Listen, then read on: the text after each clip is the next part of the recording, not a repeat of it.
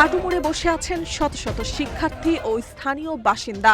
আকাশে বাতাসে ভাসছে উচ্ছেদ বিরোধী স্লোগান। মসজিদ মাদ্রাসা ভাঙার পর এবার বিশ্ববিদ্যালয় গুড়িয়ে দেওয়ার সরকারি সিদ্ধান্তের প্রতিবাদে এভাবেই ক্ষোভে ফেটে পড়েছেন আন্দোলনকারীরা। রাজনৈতিক প্রতিহিংসার জের ধরে 200 একরেরও বেশি বিস্তৃত এই ঐতিহাসিক সংখ্যালঘু শিক্ষা প্রতিষ্ঠানকে ধ্বংসের চেষ্টা করেছে উত্তরপ্রদেশের বিজেপি সরকার।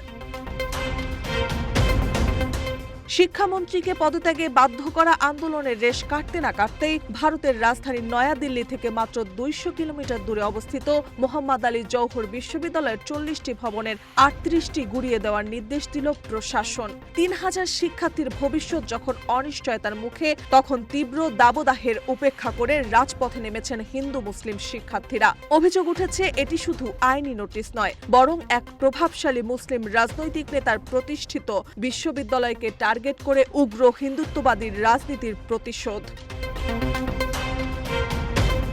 2003 সালে সমাজবাদী পার্টির নেতা আজম খান প্রতিষ্ঠা করেন মোহাম্মদ আলী জওহর বিশ্ববিদ্যালয়। গত 15 জুলাই রামপুর ইউনিয়নের কর্তৃপক্ষ নির্মাণ বিধিমালা লঙ্ঘনের অভিযোগে বিশ্ববিদ্যালয়ের অধিকাংশ ভবন অবৈধ ঘোষণা করে 5 আগস্টের মধ্যে সেগুলো ভেঙে ফেলার নির্দেশ দেন। অন্যথায় প্রশাসনের পক্ষ থেকে বুলডোজার অভিযান চালিয়ে ভবনগুলো গুড়িয়ে দেওয়া হবে। পরে রাজ্য প্রশাসন ওই আদেশে অন্তর্বর্তীকালীন স্থগিতাদেশ দিলেও উচ্ছেদ নির্দেশ পুরোপুরি প্রত্যাহার না করায় শিক্ষার্থীদের মধ্যে অনিশ্চয়তা ও আতঙ্ক এখনো রয়ে গেছে।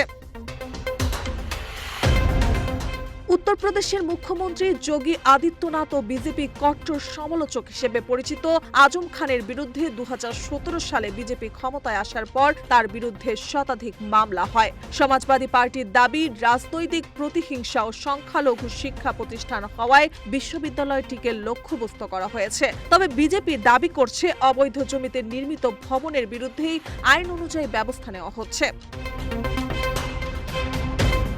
বিশ্ববিদ্যালয়টির অর্ধেকের বেশি শিক্ষার্থী নারী এবং মোট শিক্ষার্থীর 1/3 অমুসলিম। শিক্ষার্থীরা স্পষ্ট জানিয়ে দিয়েছে, পুলিশ ও প্রশাসনের হুমকি সত্ত্বেও রাজপথের আন্দোলন ছেড়ে তারা পিছু হটবেন না এবং তাদের ন্যায্য দাবি আদায় না হওয়া পর্যন্ত অবস্থান ধর্মঘট অব্যাহত থাকবে। নিউজ ডেস্ক, রূপালী বাংলাদেশ।